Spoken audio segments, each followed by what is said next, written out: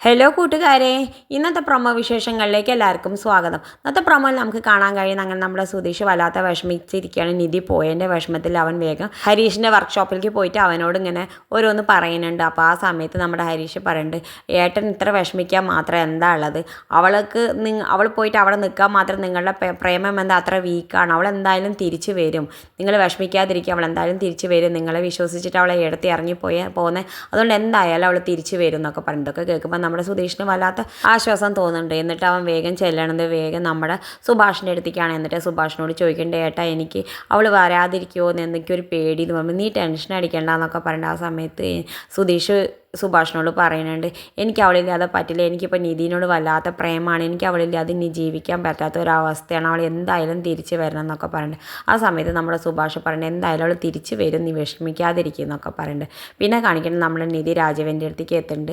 ആ സമയത്ത് നമ്മുടെ ഹേമ പറയുന്നുണ്ട്, നീ മുതൽ നീ എങ്ങോട്ടും ഇവിടുന്ന് പോണില്ല, ഞങ്ങളും ഇനി അവൻ്റെ പറ്റി ഒരു കാര്യം പറയില്ല, നീയും ഇനി അവൻ്റെ പറ്റി ഒന്നും പറയേണ്ട, അതുകൊണ്ട് ഇനി നീ ഇവിടെ തന്നെ നിൽക്കണം എന്നൊക്കെ പറയുന്നുണ്ട്. നിധിയാണെങ്കിൽ ഇതൊക്കെ കേൾക്കുമ്പോൾ ഞെട്ടുന്നുണ്ട്. ഹേമ പിന്നെ നിധിയോട് പറയുന്നുണ്ട്, 5 ആണുങ്ങളുടെ ഇടയിൽ പോയി കഴിയാം, അത്രമാത്രം എൻ്റെ മകളും അത്ര ഭാഗ്യഘട്ടവളല്ല, അതുകൊണ്ട് നീ ഇനി മുതൽ അവിടേക്ക് പോരുത് എന്നൊക്കെ പറയുന്നുണ്ട്. എന്തായാലും ഇതൊക്കെ കാണിച്ചുകൊണ്ടാണ് ഇന്നത്തെ പ്രൊമോ അവസാനിക്കുന്നത്. ഇതുപോലുള്ള പ്രൊമോ വിശേഷങ്ങൾ നിങ്ങളുടെ മുന്നിൽ എളുപ്പത്തിൽ എത്താൻ ഈ ചാനൽ ഒന്ന് സബ്സ്ക്രൈബ് ചെയ്യാൻ മറക്കരുത്.